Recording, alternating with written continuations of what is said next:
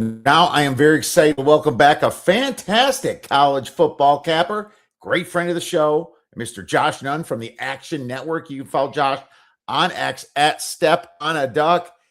Josh, it is Cinco de Mayo, my friend. How the heck are you doing? I am doing really well. It's great to be back on with you again. I'm excited to dive into the program today. We've been really itching for college football activity. We've had some spring ball.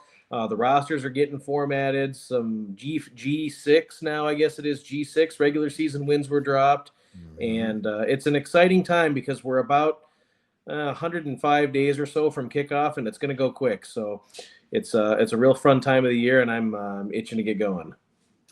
Absolutely, Senor Duck, for the Cinco de Mayo celebration. I'm very ready to get going, and I'm pumped. I'm actually kind of was looking forward to a lot of the stuff getting passed, so I can just dive even deeper into college football. But the good news is that you've already done a lot of work and you are ahead of the game. So I'm gonna cheat. I'm gonna steal your notes. I'm gonna let Josh do the work for me, type thing. Why not?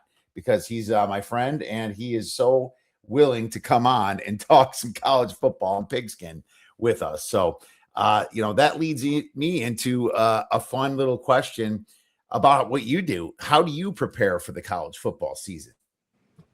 Well, with the transfer portal the way it's been, I've had to start my off-season prep earlier and earlier, and it's one of those things where my preparation methods have had to change kind of as the years go by. But the first priority for me has been assessing the transfer portal to try to get a handle on these teams and how they're going to look come fall camp. We had 5,000 players that entered the portal last season, and most of them found a home. So the process is a little bit easier this year because we didn't have a spring portal window. Last year it was bananas because after all the spring games, there was another round of portal, and so the teams shuffled again, and it really created some chaos. But it's a little better now with the spring window having closed. We should be able to get a real firm shore up of the rosters here now that spring ball is over, coming into fall camp.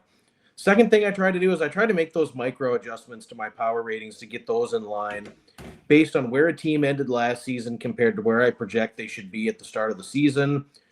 And that factors in, again, the roster additions and subtractions, along with any sort of coaching or coordinator changes and change in scheme.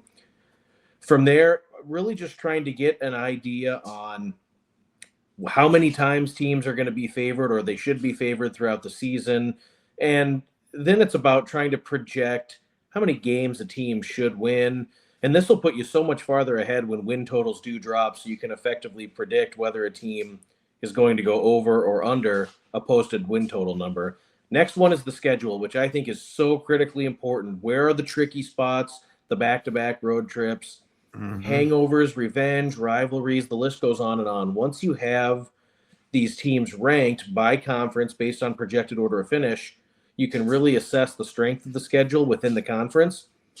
It's part of the problem with these 16 to 18 team super leagues that we now have in the P4, where there's such an imbalance of schedule. You'll have a team like Florida State that has just an atrociously difficult ACC schedule, and then you'll have a team like NC State who has a much more favorable draw. So I think really assessing the personnel is one thing, and players coming and going is important, but the schedule is so critically important. After that, I do like to watch some spring games. It's becoming fewer and fewer because teams aren't having a spring competition, and less are being televised on TV. But I do like to try to watch people put the pads on and hit each other during the spring game if I can ever do that. So that's kind of a fun activity. And then really outside of that, a lot of the work is done before July 1st, and then I do review some of the publications as well. A lot of them, Phil Steele's magazine is great. I love what Phil Steele does, and there are some other good publications that are worthwhile and noteworthy. A lot of them end up just on the bathroom floor, but I still read them just to try to pick up anything I may have missed in my preparation, and if there's anything glaringly different, I'll try to make note of that. And then really that's about it, and then I'm ready to roll come August 20th.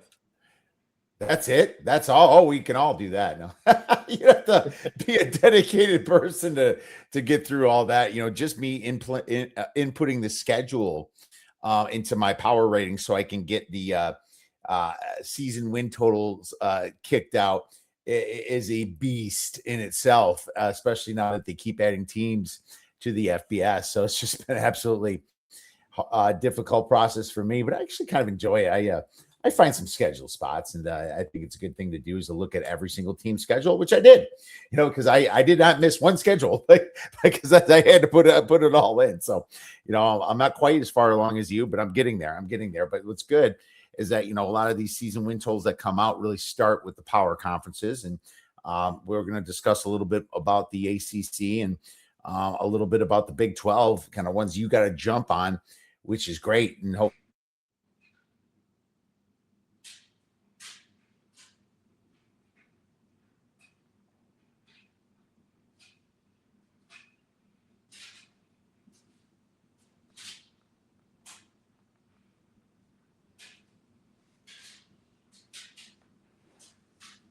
when it comes to doing this is trying to get ahead of those line moves. So what are your thoughts upon a rule change, though? Let's say, before we get into, the actual ACC and the Big 12, what about the targeting rule? What do you think about it for 2026, 2027?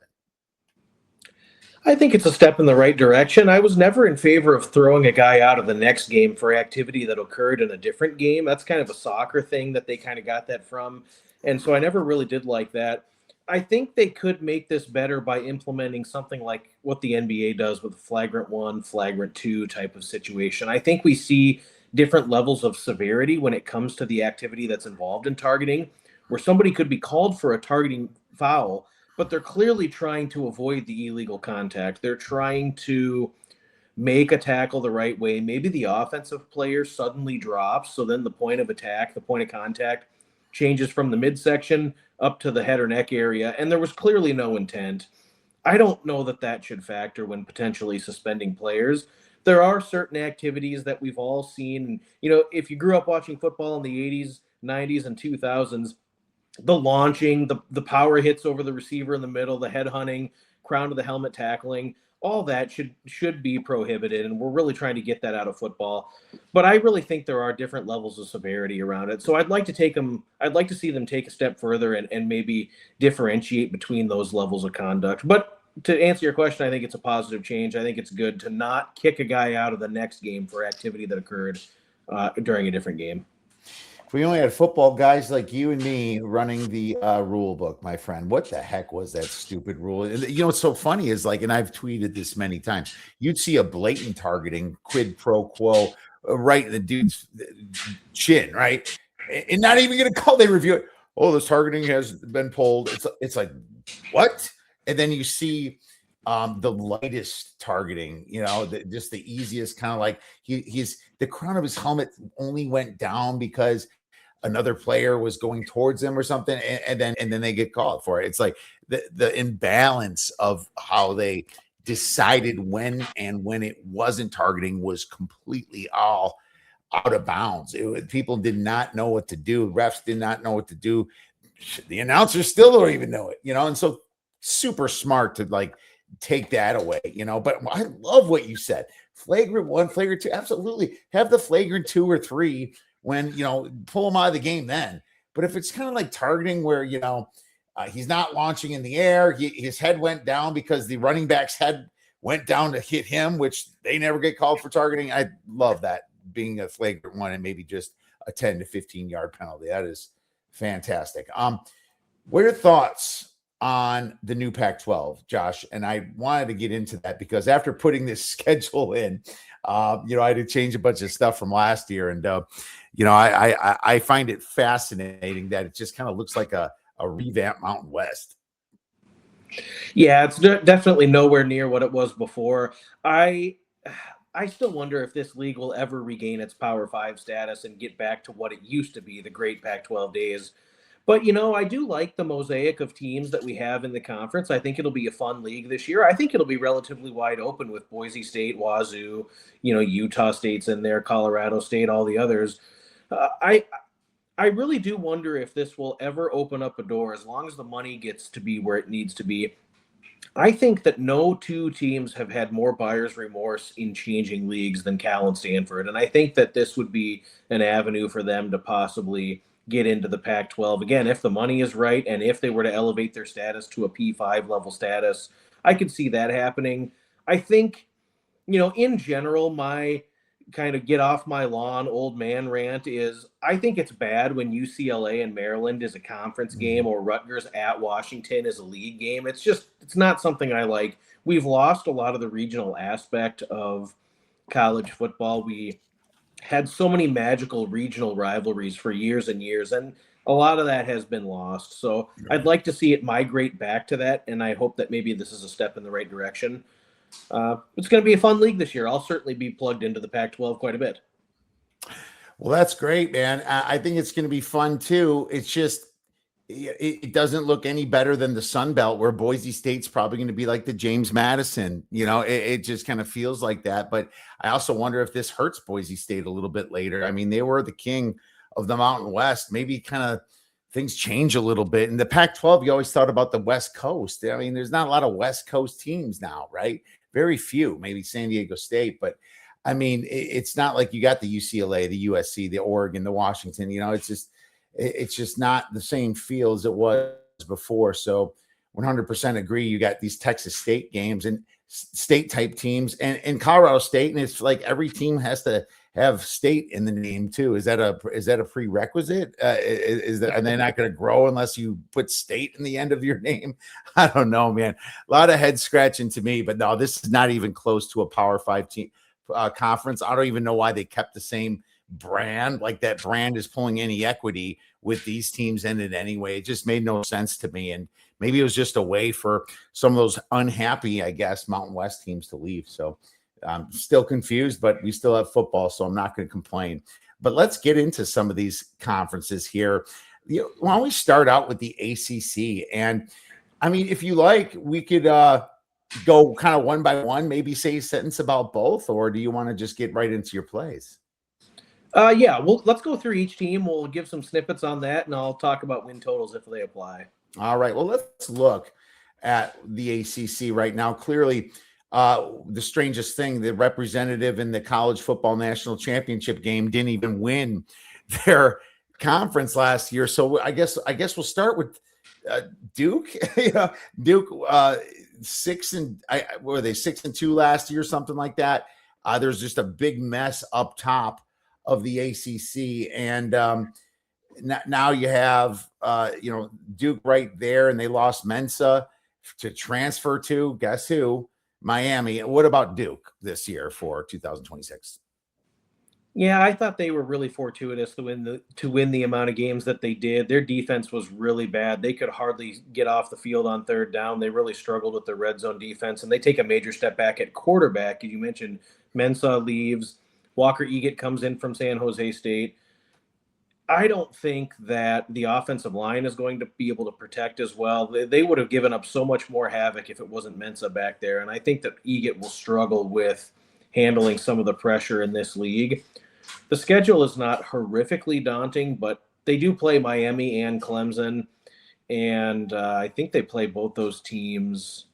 Yeah, it's the second half of the season. So it's a pretty tough close with NC State, Miami, Clemson, and then they play Wake Forest at the very end. I think the non-conference will allow them an opportunity to win all three games, but I have them 2-1 in the non-conference before the ACC schedule really kicks off.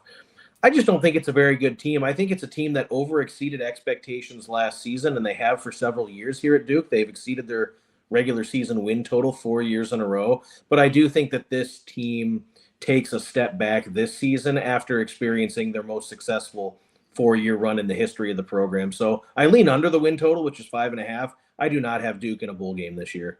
You do not have Duke in a bowl game. Well, there you go. Yeah, they definitely took some hits here. I think it's going to be a big uphill battle, for them to kind of make it in. I was making fun of Chris Felica last week in our Kentucky Derby pod, asking him if Duke's going to win the ACC. So I was did that a little bit in jest, but yeah, I don't have Duke going too far myself. Real quick question from Ryan Wirtz, and thanks for coming in, Ryan. What do you guys think of Sacramento State under 5.5 wins, a new team to the FBS for us to obviously handicap? Transition year to the MAC, lots of traveling. to the Midwest and trip to Hawaii at the end of the season. 5.5 feels like a bit high. Yeah, I won't say too much here because these G6 regular season wins are not widely available everywhere, and DK has been very known to limit people who want to bet into this market. But I don't think Sacramento State is ready for the transition. They transitioned to FBS very quickly, and the roster struggled last year in the Big Sky. I think it's going to be a season of transition for Sacramento State, and I would not expect them to achieve bowl eligibility. Yeah, I don't expect it either. I think it's just kind of one of those honeymoon seasons where they kind of get in, and every team puts a target on you when that happens. They play a little bit tougher, right? And I've seen that year over year. Whenever there's a switch, every team's got is thinking about you and circling because they don't want to look bad. It's like the new team comes in and they lose to them. It's really a handicapping spot. So kind of think of that when you're handicapping these games for these new teams, North Dakota State and Sacramento State coming in to the FBS this year. It's very important stuff, especially as well as the teams that switch conferences kind of as well. Charlotte, I believe, just did. I have to double check that. Real quick, Sacramento State's such a perfect fit for the MAC. Yeah, I guess so, really. That's funny. And we'll just keep the questions coming, guys, and we'll try to address them as we go. Let's go to Miami. Can they repeat the power that they had last year with losing all those guys to the draft, Duck? That's going to be pretty tricky because they do lose a significant amount of talent in the front seven defensively. The front seven was very, very good last year and really prevented a lot of teams from being able to move the football. I wonder if the defense will be as potent as it was. I think that they get a great pluck in the portal with Mensah coming to Miami. I think he'll flourish there. The offensive line may not be as domineering as they were in the ACC last season, but their second platoon last year was also very good. So I think Miami along the offensive line will be just fine. They have a very talented backfield, and the receiver plucks were very good. Cam Vaughn and Van Travius Jacobs come in from the P4, but they also get his name's Cooper Barcate, who was Mensah's favorite target at Duke. I think he's an exquisite compliment to Malachi Toney, and I think that the passing game will be much more effective for Miami this season. It's hard to go over the win total, however, because I have Miami as a full touchdown underdog on the road in South Bend on November 7th. Shocking. And every single season, Miami, there's no exception here. Every year, Miami loses a game as a 2-touchdown favorite that they should not lose. And because the Notre Dame game is non-conference, it won't penalize Miami for potentially winning the ACC. I actually think Miami could stay under the win total and still win the ACC. And if you go find a book out there that'll allow you to parlay those two together, Miami under 10.5 wins, but yet still win the ACC, you get about 5 or 6 to 1 on that. So that's the way I would attack this. I can see Miami at 10-2, winning the ACC, getting back to the playoff. I think they'll be really good in the trenches, but they do replace a lot of the key proven commodities. So we're going to have to see it on the field first. Yeah, Bain, 2 defensive ends over there, a little bit of offensive tackle, obviously the quarterback there, but hopefully that doesn't regress with the new transfer coming in. So lots of work to do for Miami. All right, Georgia Tech. Georgia Tech was my darling last year at 14-1. That crapped out at the end of the year, Duck. I got close, but it just did not quite get me the cigar. You and me both. I mean, I had Georgia Tech, and it was the I think it was maybe Wake Forest almost got them. There was a game Pittsburgh. They lost to Pittsburgh late. They were down by 3 or 4 touchdowns before you could blink an eye. Came all the way back, couldn't get over the hump, and that's really what cost them a chance to win the ACC last season. But they lose both the coordinators. OC and DC are both gone. I think that what Brett Key has done at Georgia Tech has been absolutely incredible. Before he got there, Georgia Tech was just absolutely in shambles, and now they're very formidable week in and week out. But you lose the quarterback, you lose the proven commodity at running back. There's a lot of talent that vacates the premises, and I think it's going to be more of a rebuilding year for Georgia Tech this season. Schedule's kind of up and down. They have to play 3 of the top 5 projected finishers in ACC league play, but they also get 3 of the bottom 5. So it's kind of a mixed bag there. Really nothing in the area of 6, 7, or 8 wins would shock me, but I do think it's going to be a little bit tricky to navigate some of the road games. They've got to go to Georgia this year. They go to Clemson, Pitt, Yeah. Vatech, who I think will be resurgent, and even a trip to Stanford. Ask Florida State how that goes in the middle of the season. So I think it's going to be just tricky navigating some of that. They've also got Tennessee in the non-conference, so most likely results 6-6 or 7-5. No wow factor for me this year with Georgia Tech. 6.5 is the total. I would lean to the under. It's -120. I would agree with you on that one. Let's move to the next team. What about SMU? Obviously, SMU. Jennings was a pretty good team last year, but they replaced some dudes this year. What are your thoughts? I think SMU could be a real strong team this year, and I think that they have a chance to get out to a great start as long as they can navigate the early road ACC games against Florida State and Louisville. The rest of the schedule really is conducive to racking up the wins up until they have to go to Notre Dame at the very end of the season. I lean over the win total. I've got these guys about 9-3, but it's real scary if Jennings were to go down at quarterback because the drop off from him to the backup is significant. And we saw Jennings have to battle through some injury last season, and his level of play was very, very subpar compared to 2024 at times last year. I think it's a good team. They've really invested a lot in the trenches, both along the offensive and defensive line, to get ready for the transition to the ACC, which I think has gone about as well as it possibly could. I think SMU is a very strong team this year. I won't be stunned at all if they're playing very meaningful football late in the season. Absolutely, they could. I mean, juice to the over at 8.5 with that schedule. I think they have a shot at doing that. What about Pitt, my friend? Pitt was kind of a weird team to me last year. They had a really good quarterback play out of the freshmen, and then as soon as they faced a real team like Notre Dame, they got embarrassed. What do you think about Pitt? I still just wonder how this team is going to be. I thought the defense was really fortunate in the amount of turnovers that they generated last year. They had 3 great linebackers. Only one of them is back.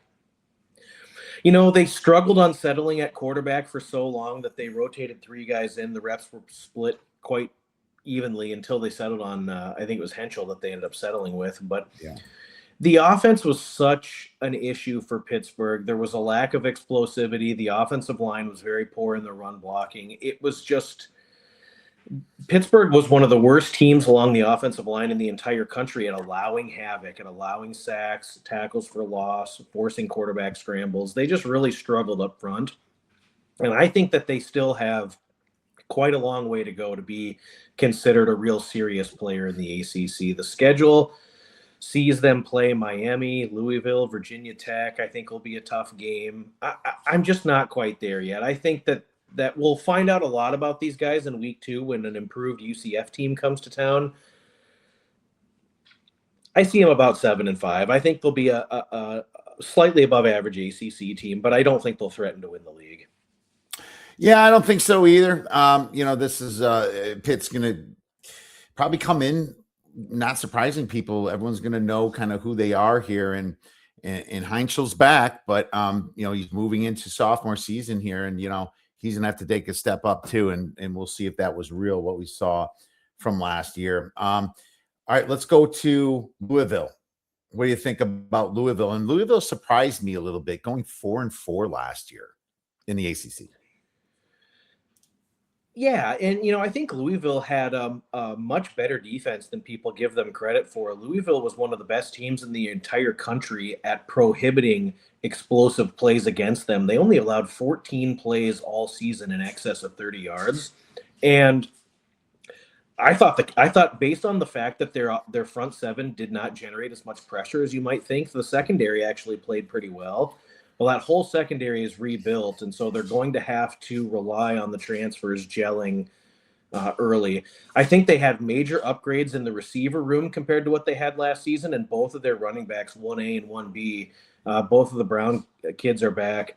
The problem is, in my opinion, is quarterback, and they're banking on Lincoln Kienholz being that dude. He transfers in from Ohio State. He played at the second best high school level in South Dakota at Pierre High School, and was kind of just played sporadically at Ohio State, but there's just very limited wow factor, in my opinion. He is mobile, and he can kind of make some things happen with his legs, but I kind of need to see it on the field here first. I think with Louisville, the schedule is difficult. You've got 2 SEC teams in the non-conference. You got to go to NC State. Going to Syracuse will not be easy, especially with the way that pass defense will be tested by Qs. I don't see it this year for Louisville. I think they'll be a sound team. I think 7-5 or 8-4 is kind of right where I peg these guys. But I don't know that Louisville is going to be a team that's going to seriously threaten Miami in the ACC. So for that reason, I'm just kind of lukewarm on them. All right, lukewarm on Louisville. All right, for sake of time, let's go through a few other ones. Just if you want, say anything about Wake Forest, NC State, Cal, and Clemson even, because those were also 4-4 teams last year. I do like Wake Forest under the regular season win total. They were so fortunate last year to win some of the games that they ended up winning. Their offense was very sporadic. The defense kept them in some games. They were very fortunate in some of the turnovers that they forced. And I just don't know necessarily when you look at the departures along the offensive line in the skill position rooms, the program's all-time leader at running back, Damon Claiborne, is gone. And Gio Lopez comes in from UNC. I don't know how good the fit is actually going to be here. So I think Wake Forest has done enough to elevate their program to where they'll be competitive week to week, but I think it's a step back. Wake Forest does play a tricky schedule as well. They got Miami, Louisville, SMU, road trips. Got to go to Cal. You got to go to NC State. You got to go to Purdue in the non-conference. I have Wake Forest scratching and clawing, trying to get to a bowl game, but no more. So I like under 6.5 with Wake.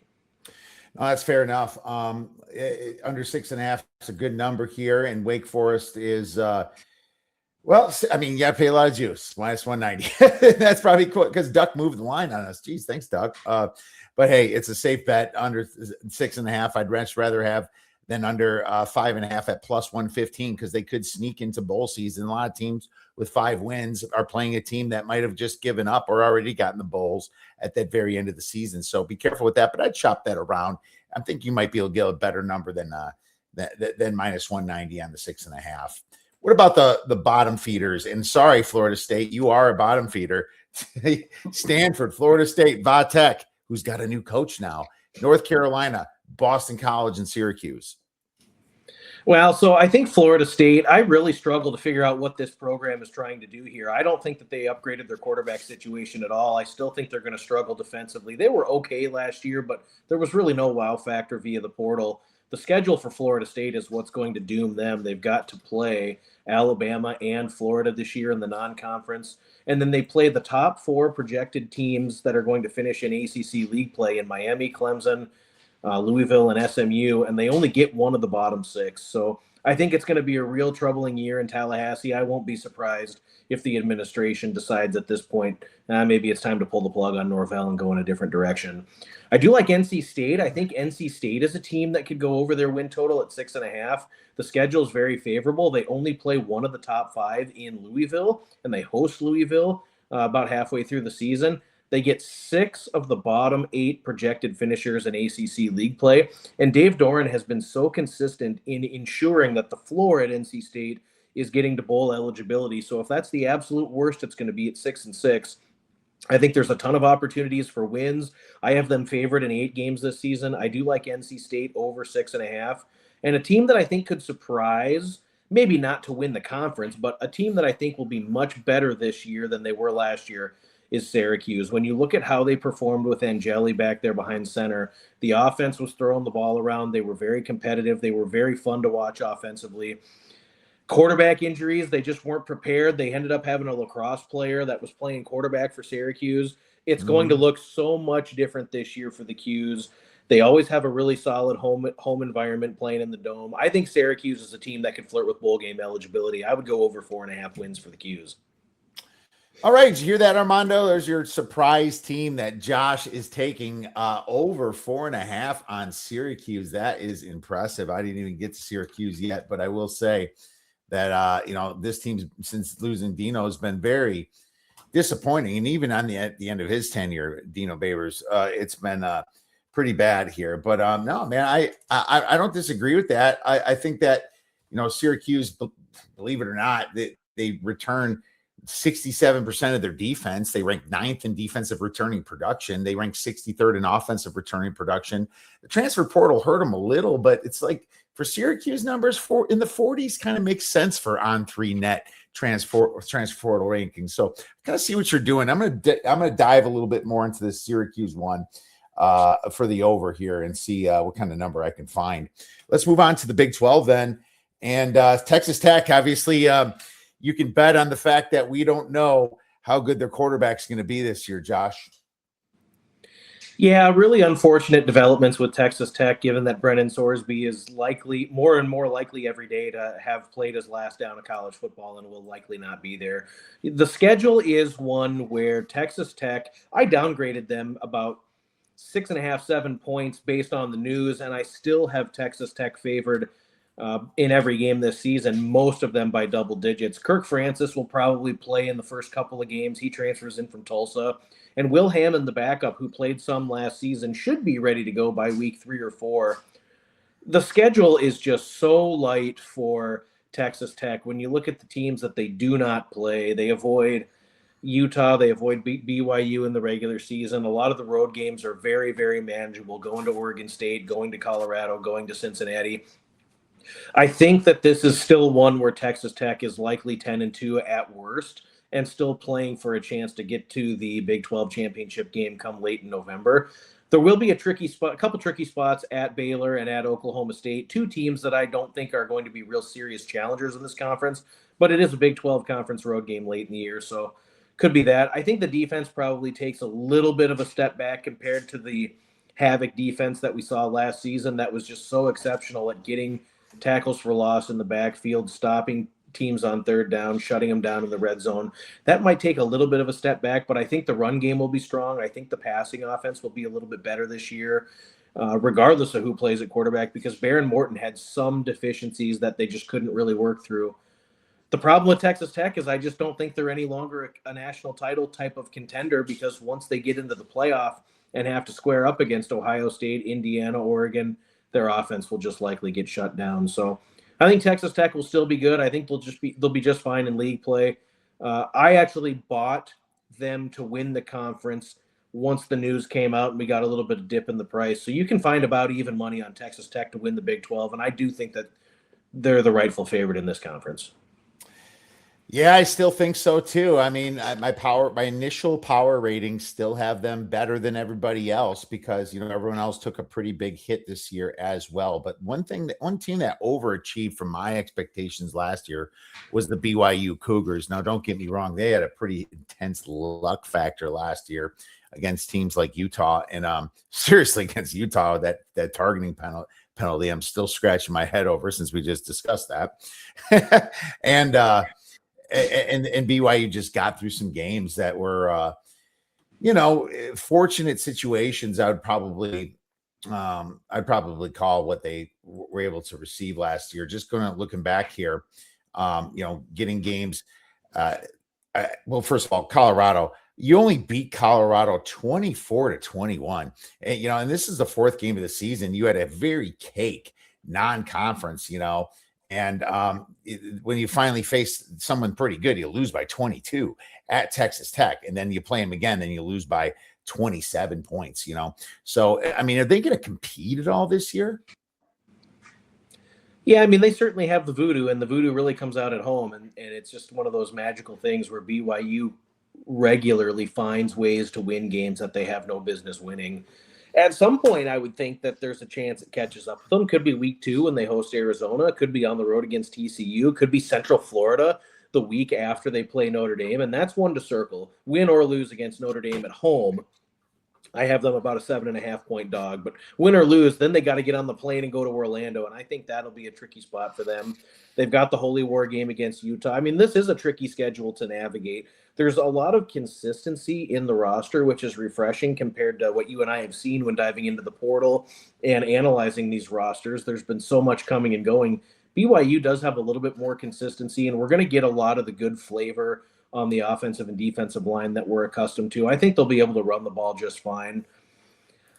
hard to want to keep betting against these guys and seeing them go over the win total when I mean, it's one of those things. The Provo voodoo is real. So It is. I'm kind of take it or leave it on the win total, but I do think that BYU will likely be strong once again.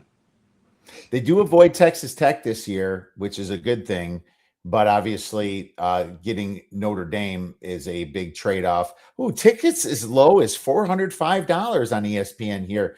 So plus tax, that's only $500. Make sure you bring binoculars and maybe a telescope from where you're going to be watching that game in Provo. What about? Let's talk about Arizona. This team. I was shocked that Brett Brennan was able to make them. I was really down on this coach before, and he really shocked me that was able to get this defense so elite. And obviously I'm skipping over Utah and Houston. We'll get to them, but what do you think about the Wildcats this year? I mean, I like the quarterback. There's extreme continuity in the coaching staff and the coordinator positions, and I think the schedule is one that's conducive to racking up a lot of wins. That road game at BYU in week 2 will be pretty tricky, but otherwise you got Northern Arizona, Northern Illinois, Washington State. They'll be double-digit favorites in every one of those games. And then they play a lot of bottom feeders in the Big 12. Cincinnati is going to be garbage. West Virginia could emerge, but maybe not here. Iowa State's going to have a completely revamped roster, and I don't know how good they'll be. I mean, there's a real strong possibility that this team is 6-1 before they play Texas Tech, or 7-1, excuse me. And then it's all about just seeing how many more wins they can pluck off at the end, because the schedule does stiffen up with Texas Tech. They have TCU and Utah that come in. They got to go to Kansas State. And then you get the Territorial Cup rivalry game against ASU, and that's always going to be a tricky one. But I've got these guys favored about 8 games this year, so I think it could be one of those fun seasons in Tucson. Yeah, I do too. I think that Arizona's on the way up here. I still have somewhat concerns about the coach, but I love that defense, man. And I just was in shock on how good they did last year. And, looking at them, they're not terrible in returning production. They rank 33rd in returning production. They actually rank a very quiet 19th on the on-3 net transfer portal. So I also find that kind of interesting. They didn't lose a ton of talent. So, that'll be kind of like a sneaky team, I think, coming in for this year, hopefully. Or then I'll find out everybody's on them by August. You never know, Josh. What about the Utah Utes after losing their coach? Is this team that can kind of reload without Whittingham there? I'm very skeptical myself. Yeah, and the replacement Morgan Scalley has been at the program for some time, so I don't think we'll see a lot of culture shock. It's not going to be the warm water fish being thrown into the ice cold water by any stretch. But they do have to reload along the lines, and it's just going to be something that I really need to see, because they were able to bully teams so frequently last year with the offensive line, and then also using 2 or 3 tight ends. They are going to have to try to be able to do that again this season in order for it to be successful. I like the quarterback situation. They returned Devon Dampier, who was electric last season, and also Bird Ficklin, their backup. They had some packages for him towards the end of the year, and he provides a unique skill set. So there could be a little bit of zest and some pop in the Utes offense. We'll see, though. There's a couple of games at the end that I think could be really tricky. The Holy War against BYU is a true coin flip. It's a 50-50 game. And then how do they respond after that, win or lose? Because they've got back-to-back road trips immediately following that, at Arizona, at TCU, that I think will be tricky. This team may be undefeated before that stretch, and they might end up with 3 losses in the regular season. So I'm not sure this year, with some of the turmoil and the changeover in leadership, I don't know that this team is ready to ascend to the top of this league, but I definitely think Utah is going to have a strong season, 9-3 or so.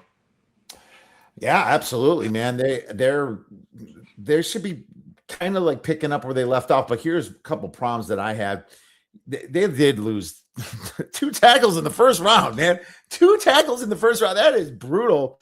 And then you look at the on-3 net transfer portal rankings at 66. It's like, guess who took some players with him, right? To Michigan. And, Morgan Scally, I guess he's the next guy that came up. He's the next guy that might be out too. It's like, they just give the guy a chance that's been sitting there. I've seen that a million times. That kind of has earned it, more of a, I guess, nepotistic way of looking at it rather than you earned it. I'm very skeptical of that part, but I just don't see a ton of strength in the Big 12 minus itself. So minus Utah and especially Texas Tech up top. There, you're right. This is a true coin flip game against BYU, and I'd rather just take the dog anything 2.5 or above. What about the Sun Devils with Kenny Dillingham? Not so long ago, he made a plea to rich folks in Arizona to try to donate to the program, and why not? I mean, that's the way of the world these days. But Dillingham shocked us all the last couple years. Can he do it again? It's possible. I think that Arizona State, they have to replace some key positions. They obviously quarterback will be wait and see on if they're going to have a capable replacement for Sam Levitt. I was surprised they never really developed and used Udo, who transferred in from Army, but I guess there's plenty of running back talent there to be able to not have to rely on any of that. Schedule is they're going to be tested early. You should know right away on this group if they're going to be any good or not, because they got to go to Kyle Field in week 2, and then they go and fly to a neutral conference game, but it's in London, I think, against Kansas before doubling back for Baylor. Then they get Hawaii in the middle of the season. The road games are going to be really tough this year. I've got them as underdogs in all 5 road games that they have to play, true road games: A&M, Texas Tech, BYU, Territorial Cup against Arizona, and also a trip to Orlando to play UCF. That's going to be one where they're about a 1.5 underdogs. So it could be just a little bit of a tricky situation there. And they're putting a lot of stock in Cutter Boley or Mikey Keene, whoever wins the job. I'm sure it'll be Boley, but they're just putting a lot of stock in whoever that's going to be to command the offense. Receiver takes a drop with their top 2 departing at the end of last season. I don't know. I don't know how it's going to go for Arizona State. I have this team at about 6-6, maybe 7-5, but I feel like trying to recreate the magic that we saw from 2024, where they got on that real hot streak the last 7 games of the year and got their way into the college football playoff. That's seeming more and more like an outlier than the normal here at Arizona State. So I think Dillingham is a great coach. I think he'll maximize the most of the talent that he has, but I just don't know that ASU is going to win more than about 6 or 7 games this year. Yeah, and I can't bet the under with Dillingham. I just respect Dillingham so much that I feel like it'd be just a dangerous bet to do that. But at the same time, it's like not quite enough this year. 6.5 to the over -120 is probably a good number. And Andrew Clark, he got 10 million. I think he's talking about Dillingham. Maybe I missed his text coming into us, but that is cool that he did. If he did, raise that kind of money just by pleading with some of the boosters and the non-boosters out in Arizona. All right. Well, we don't always agree on everything. I usually agree with you on everything, but Kansas State might be a mark where you and I do not see eye to eye, Duck, and there's no better way to talk it over than on obviously a live broadcast. So we think, Duck, what do you got for Kansas State? Well, you could make a case that at 6-6 with no bowl game, because the program decided to opt out, that was clearly not the way it was going to go. And it was a clear disappointing season for Kansas State last year. But you do have a little program excitement from hero Colin Klein coming in and returning to Manhattan, Kansas as the head coach. I actually think he did a pretty good job at his last couple of stops, and I thought he was good at A&M. I think he'll be just fine here. And when you talk about Klein's style of play as a quarterback, I think some of that skill set translates to what Avery Johnson is very good at. 5 of Kansas State's losses were by, I think, 5 points or less. And I wonder if Kansas State was bad last season or if they were just a bit unlucky. They have a real favorable draw here in my opinion. They're going to be 2 touchdown favorites in every non-conference game of the season. Should be 3-0 after hosting Nicholls State, Washington State, and Tulane. They go to Cincinnati for their first conference road game, which I believe they will win. All of their toughest opponents they get to host. So you look at Houston, Oklahoma State, Arizona, they're hosting those teams. And road games, in my opinion, against Iowa State, Colorado, and TCU are all winnable. I've got these guys at 8-4 or 9-3, and I did play over 7.5. I think Kansas State is much better than the 6-6 record that we saw last season. I think that the tight end room is going to surprise. I think the defensive line is going to surprise, and I just think that they're going to be better overall. All right. Here's my rebuttal, my friend. I like the under 7.5, but you also have to know that it's at plus money. It's at like plus 130 right now. I actually got a little worse number than that, but it's still plus money. So I kind of look at it as an alternate bet. But here's my argument too. I do agree that their schedule is fantastic. They avoid Utah and Texas Tech, is it? They avoid at least one of them. I have to relook at it, but both of them and no BYU. Yeah, and no BYU so up top. So everyone's thinking, but here's my problem. I think that Avery Johnson, I think there's something wrong with him. I just don't feel like he has confidence sometimes during the games, and they lose games that they shouldn't, and he makes some really, really boneheaded mistakes. And I think mental toughness is a massive part to college football. But when you look at, Kleinman leaving, I believe they lost a great coach, and it's to retirement. And you wonder why he's leaving this year. I kind of felt he had a few more years left. I was really shocked by that, Duck. The guy coming in obviously played for Kansas State, and he's coached there all the way up until the year before last. And then he goes to A&M for 1 year as the OC and quarterback coach. And he had like one of the biggest, fastest, strongest quarterbacks in the league last year with Reed. And every time they stepped up into a real defense, he got his ass kicked. Reed couldn't do anything. And I just, with all that talent in College Station, and it's like, and I know their schedule is easy, but the coach is 36 years old, and I know I'm old, man. I'm old now, but 36 years old, is he going to command a ton of respect from that team on day one? Maybe he does. I don't know the guy personally. He's getting paid very well, $4.1 million to come back to his alma mater to coach. But man, I always believe that there's a honeymoon year in front of him. And Avery Johnson has not thrown better than 61% in his whole career completion percentage at Kansas State. I think they can, 7 wins is fair to me. But at plus money under 7.5, I had to make that bet. But I'll tell you this, Josh, it's not something I would like jump at 7.5. It's like I see plus money. Plus money is it's like you're the book for the sports book. You're the one getting the juice, right? So I guess those points were my thought process. I'd feel a lot more comfortable if I was going to go under. I would go find the DK 8.5, which I think is still pretty fair odds, and maybe consider something like that. But there's just too many opponents they're going to be better than. Iowa State, Colorado, Kansas, who they've won 17 years in a row, Cincinnati. I mean, those are the 4 worst projected teams in Big 12 league play. The non-conference, they'll be 17.5-point favorites in all 3 of those games. There's your 7 wins. So then you just need to pluck off Houston, ASU, Oklahoma State, TCU, or Arizona. You win one of those, you get to 8-4. So I can appreciate seeing it different ways, and be interesting to see how it shakes out. Maybe you and I will do a ham sandwich wager on this one together. That sounds good. See how it I love shakes ham out. sandwiches. I love hot ham and cheese. I used to eat hot ham and cheese. That was my thing, bro. I love that. All right. Well, we'll do it that way then. But I don't know. I kind of thought maybe we're due for a little bit of a bounce back here in Manhattan. And I see a little program momentum for those guys.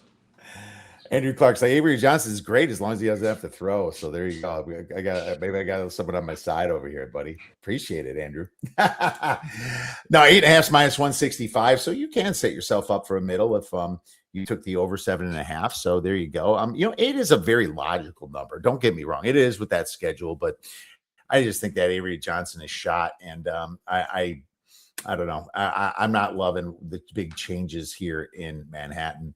Let's talk. I do like that other team in the Sunflower State to go under their win total though. You look at all the production Kansas lost.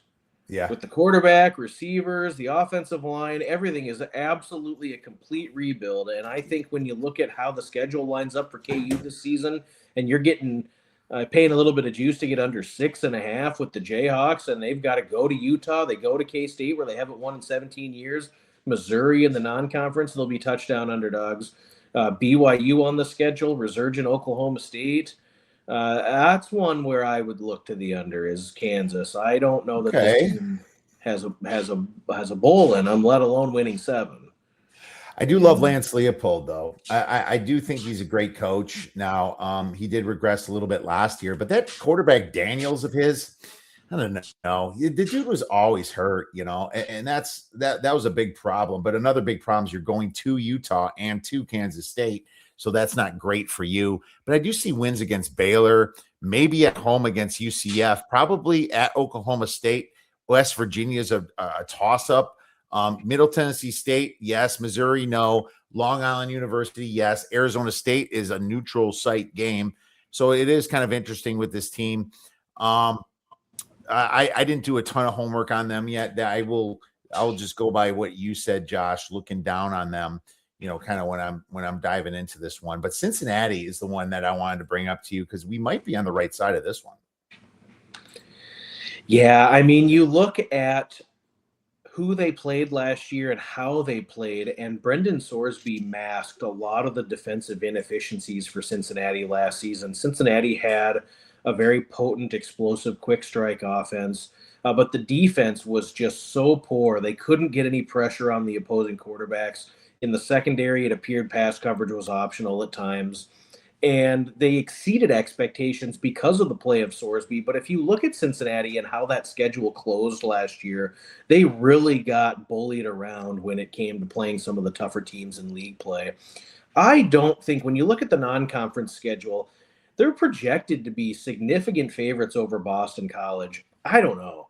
A win against Miami of Ohio is not assured. They're playing that one neutral, I think, at the NFL Stadium in Cincinnati. Not assured.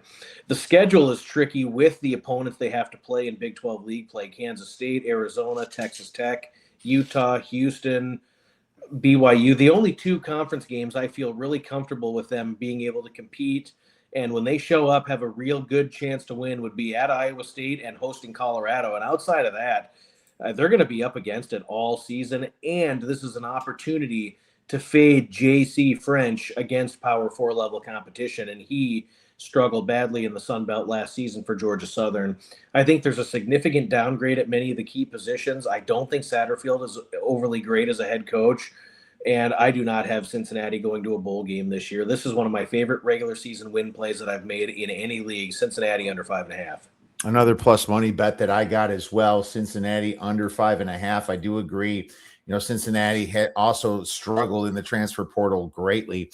They only ranked 62 on net rankings. Now, maybe Sorsby was betting on himself because, he was winning games that this team shouldn't be winning, throwing great dimes and last year. And if you remember, there's a reason that Texas Tech paid him to move over there, right? Isn't there? But obviously it didn't turn out for Texas Tech. But you still rank only, 51st in returning production when you're ranking 62nd in the transfer portal. You lost a lot of dudes, And it's funny, I didn't even bring up Kansas State there. Kansas State actually lost quite a few dudes, ranking 60th in the non-net transfer portal and 40th in the 247. So those are just kind of a couple teams that got killed a little bit in the transfer portal that I was looking at. But, when it comes to schedule, absolutely, Cincinnati they have it tough, coming up this year because we'll give them the 3. We'll give them Boston College, West Carolina, which is FCS, and even Miami, Ohio. I think Miami, Ohio will be a little trickier than they expect, but I do expect Kansas State to beat them at Arizona, at West Virginia, 3 losses. Texas Tech, Utah, at Houston, at Iowa State, loss. Colorado, okay, fine. I'll give you Colorado, but at BYU, forget it. 5 games max. That's one of my favorites as well, Doug. And you circle that BYU spot because if they are not playing for bowl game eligibility. Whether they're playing for it or not, I still like under 5.5. But if they're 4-7, that's a major kill spot for Cincinnati in the cold, in Provo. I'm sure it's going to be a 10:45 p.m. Eastern time kickoff. That's dead on arrival spot to lay it with the Cougars in that situation, up to 20. So that's one to circle back for week-to-week wagering. All right, we'll be already marching to the bank if that's the case, my friend. So there you go. Let's get into the. You know what? Iowa State. Let's quick hit Iowa State, and then we'll just kind of blow through the rest. What do you think about Iowa State? They lose their coach, Matt Campbell, to obviously Penn State. But here's the thing. I always thought he was overrated. Not going to lie. I think he always showed up against Oklahoma. And this is a Lincoln Riley, Oklahoma that he always showed up for, right? But I also think that he has really lost some games that he shouldn't have lost. They went 5-4 last year. They had some serious talent last year. Another team that got absolutely trounced in the transfer portal in Iowa State here. I'll pull up the season win total while you get into it, but ranking 68th in the on-net transfer portal is really telling. Man, I didn't think Iowa State was overly good last season. I thought they were fortunate to defeat Kansas State. They were fortunate to defeat Iowa. They won a squeaker against Arkansas State, which was stunning. Beat TCU in a game they probably should not have. And I think Jimmy Rogers, long-term, this could be a good, solid hire for Iowa State. But I thought he was very, very fortunate in his 1 year at Washington State. The Cougars' defense was better than expected, but they won some games that they probably shouldn't have. And his ascent from the FCS level to the Big 12 has happened very, very quickly with all of the talent that they lost. Not only Matt Campbell taking some of that talent to Penn State with him, the quarterback, some of the running backs, offensive linemen, whatever you have. There was so much attrition on this team, and I just wonder how they're going to be able to repeat the success of that. I just don't know that I love the quarterback situation. They actually bring Jalen Rader in from Arkansas State, just a different style of quarterback than they've had here at Iowa State going back for some time, and they downgrade at running back. They downgrade on the offensive line, unless there's players that we just simply don't know about that are able to play. But I wonder if it's going to take a year for Iowa State. This is a team that's exceeded its win total 3 years in a row, but I could see the Cyclones taking a bit of a step back here. Yeah. And, I think the market kind of feels like that as well because, if you're looking at their win totals, under 5.5 is a pretty good juice.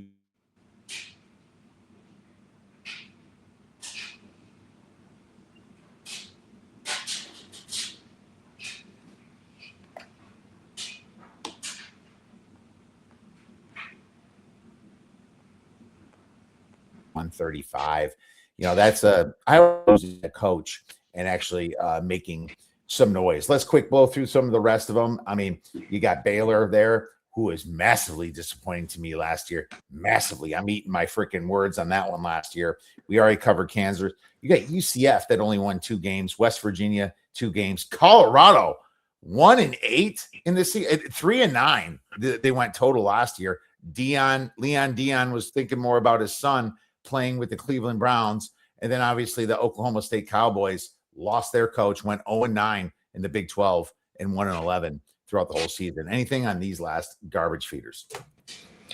Yeah, I think Baylor is another regular season win under at 6.5. We just have not seen Dave Aranda be able to work the magic and get the defense to where it needs to be. And now you're taking a significant step back in quarterback and you're losing some significant players in the skill position rooms. DJ Lagway comes in, but you know what? I kind of need to see it from DJ Lagway before I can believe that Baylor is going to be able to really seriously compete here. We're going to find out a lot about Baylor right away because they play Auburn in the neutral site game, which I project they will lose. They'll probably win the next 3, but then they go to Arizona State. TCU will be tricky. BYU, Texas Tech, and Houston to close is going to be very, very difficult. So if they're not 7-2 before that stretch, they're not going over the win total because they're going to be at least 7 or 8 point underdogs in each of the last 3 games. And frankly, I think a trip to Orlando will also be tricky to take on Central Florida. So Baylor's one of those teams where I just kind of feel like this program is stuck. The defense is not getting any better despite Aranda being a defensive mind. I don't think the offense is going to be as potent as what we've seen over the previous couple of years for Baylor. And I think they struggle to get to a bowl game this year. So it's an important hook here at 6.5, but I did go under Baylor's regular season win total. Colorado, I think, will be garbage once again this season. I just don't think that it's working out. The offense could be interesting with Brennan Marion running that go-go offense that he ran at UNLV before dropping down to FCS. He's there now, but just the talent infusion at Colorado, they're just so up against it, and I just don't see where the wins are going to come. Georgia Tech, Northwestern in the non-conference, but then they're going to be touchdown underdogs or greater in every home or in every conference game this season until the finale against Central Florida, who I think is going to be vastly improved. I struggle to see where these guys win 3 or 4 games this year, so I would also go under on Colorado's win total. In fact, with the alternate win totals at DK, they have Colorado at 5.5. It's heavily juiced, but you can doyle that in with any other win totals you like, and you're not going to lose that prop. They're not going to win 6 games this year. Yeah, it's Kansas State, man. Boom. Look at that. You know, you'd love yourself after that. There is, yeah, absolutely. There is plenty of options that you can go. And I do like putting them together when books do allow it. If you want to get real sneaky, the under 3.5 is plus 155. I don't like that so much. I think just some of the talent Deion gets, and it's just definitely a big pile of weird talent that like doesn't ever gel together. But you know, long are the days where this man's health was there. And I think that's going to also possibly take a toll on this team and take a toll on him a little bit. And half his mind is what his kids are doing in the NFL as well. So I totally go to the under myself in this one. And you know what? Maybe this is one you can wait on and get it, you know, a better number before the season starts, because a lot of people bet Deion, you know, and you know, maybe it's not like the public affects this stuff so much, but if the books don't want to stay strong and hold their number, you know, this could be one that, you know, in August maybe would be the time to bet it. I don't know. Yeah, we'll see. I think, you know, guys like you and I that are talking college football regular season win totals now rather than betting NBA first quarter unders or Major League Baseball dinger Lambeau parlays, we're the guys that are moving the market now. It may never get back to where it was come August, but I think that Colorado, we've seen that year in and year out that that's a team that's taken some steam by people showing up wanting to bet on Deion. Hasn't worked out overly well. And DJ Lagway from Florida over to Baylor, he was a failure at Florida, in my opinion. I thought with all that talent around, he should have been better. Some of those really boring games that we watched them play. And, you know, Florida moves on, obviously. And, you know, Lagway leaves. They got Tramel Jones there, true freshman, 4-star over in Florida. And we'll get to the SEC. But, if you're going to leave a program like Florida for Baylor, there are some serious problems going on over obviously in Texas there. All right, man. Well, we kind of covered everything. We'll get in more deep. You know, Josh loves to come on. So I expect this man to be a monthly product for us here over at the Oddsbreakers, because he loves sharing his knowledge and all the hard work that he puts in. Josh, really appreciate you, man. Could you let our listeners and viewers know where to get your wonderful information? Yeah, so I'm at the Action Network, co-host with the BBOC, and so we're doing our off-season conference preview and win total preview series now. I host the BetUS show during the season. We have a couple episodes weekly there. I'm on the Kyle Kerms program on YouTube, and we're starting our off-season regular season win episodes on YouTube at his show. I'm all over the place, and I love being on your show. I'll absolutely be on. We'll continue to go through some off-season content and give all of our great listeners some action there. But I'm not hard to find if you're looking to talk college football. He is not. Make sure you check out Josh over at Step on the Duck. Get his articles at the Action Network.